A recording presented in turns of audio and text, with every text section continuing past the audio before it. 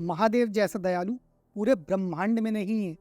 आज मैं आपको सन 1879 की एक ऐसी घटना बताऊंगा जो हकीकत में घटी है, और ये घटना अंग्रेजों के शासनकाल के समय की है। और ये कोई कहानी नहीं बल्कि वो सत्य घटना है जिसका जिक्र एक अंग्रेज ने भी अपनी बुक में कर रखा है। जी हाँ, इस कहानी को सुनने के बाद आपको यकीन हो जाएगा कि भक्ति में कितनी शक्ति होती है। अगर आप सच्चे मन से महादेव को बुलाएंगे तो वो अवश्य आएंगे।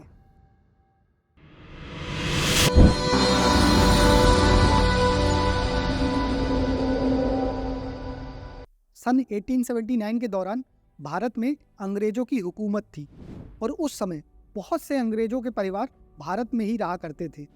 उन्हीं में से एक परिवार था लेफ्टिनेंट कर्नल मार्टिन का। उस समय कर्नल मार्टिन की नई नई शादी हुई थी और वो अपनी पत्नी के साथ मध्य प्रदेश के आगर में रहते थे। आगर में महादेव का एक बहुत ही प्राचीन वैद्यनाथ मंदिर था।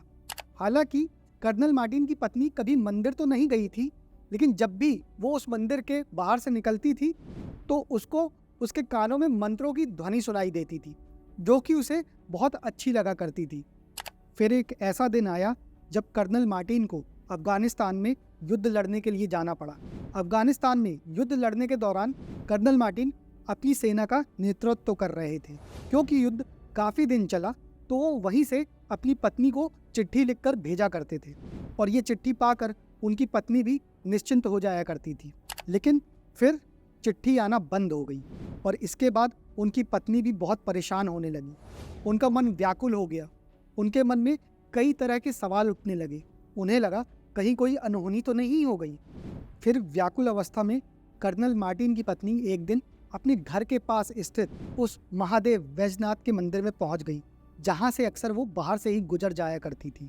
उसे ये तो मालूम था कि ये किसी भगवान का मंदिर है, लेकिन वो सनातन धर्म और भगवान शिव के बारे में ज़्यादा कुछ नहीं जानती थी। फिर वो व्याकुल होकर अपनी सारी परेशानी का कारण वहाँ पे कार्यरत पंडित जी से बताई। तब पंडित जी ने उससे कहा कि ये कालों के काल महाकाल का मंदिर है और पूरे संसार में सिर्फ यही एक ऐसे हैं जो अगर किसी की रक्षा करते हैं तो फिर काल भी उसका कुछ नहीं बिगाड़ पाता।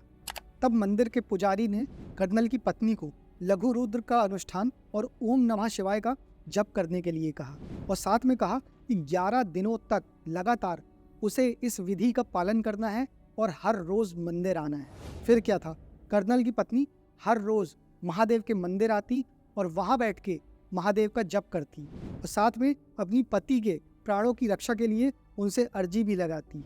रोज़ मंदिर आने के कारण धीरे धीरे वो महादेव के बारे में और ज़्यादा जानने लगी और इसी कारण वो महादेव के और निकट आने लगी और फिर महादेव की भक्ति में वो लीन होने लगी।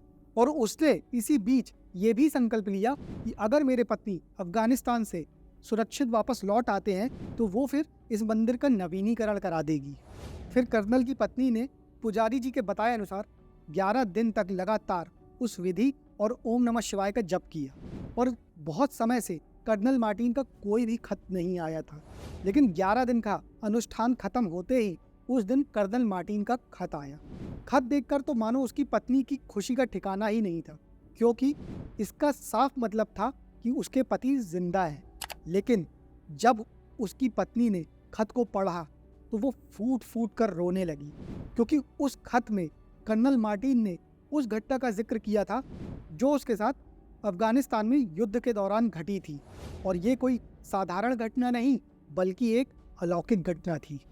उसने उसमें लिखा था कि मैं हर रोज़ तुम्हें खत लिखा करता था, और फिर एक दिन मेरी सेना को अचानक से पठान मुस्लिमों ने घेर लिया और मैं तुम्हें कोई भी खत नहीं लिख पाया, क्योंकि हमारी सेना इतनी बुरी तरह फंस चुकी थी कि मानो वहाँ से जिंदा निकल पाना हमारे लिए नामुमकिन सा हो गया था।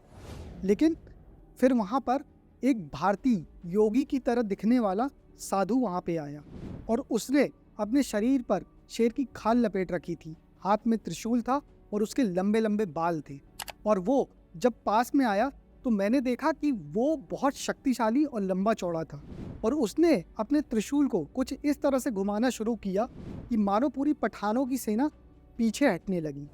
फिर उसने आगे लिखा कि अगर आज हम जिंदा हैं तो उस भारतीय साधु की वजह से, जिसने हाथ में त्रिशूल ले रखा था और अपने शरीर में शेर की खाल लपेट रखी थी।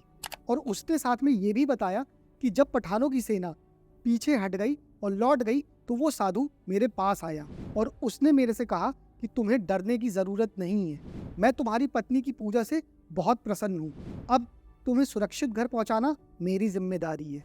अफगानिस्तान से लौटने के बाद जब कर्नल मार्टिन और उनकी पत्नी भगवान शिव के उस वैजनाथ मंदिर में पहुंचे तो कर्नल मार्टिन वहां पे लगी एक फोटो को देखकर हैरान हो गए, क्योंकि उस फोटो को देखकर कर्नल मार्टिन ने पाया कि जो अफगानिस्तान में योगी मिले थे और वहां जो भगवान शिव की फोटो थी वो एक ही समान थे। इसके बाद कर्नल मार्टिन और उनकी पत्नी भगवान शिव के पक्के भक्त बन गए और उन्होंने 1883 में मंदिर की नवीनीकरण के लिए 15,000 रुपए भी दिए थे। दोस्तों, आज भी मध्य प्रदेश के आगर में स्थित इस वैजनाथ मंदिर में कर्नल मार्टिन और उनकी पत्नी का नाम स्मृति रूप के नाम पे चिन्हित है, क्योंकि यही सिर्फ मध्य प्रदेश का एकमात्र मंदिर है जिसका नवीनीकरण एक अंग्रेज परिवार ने करवाया था।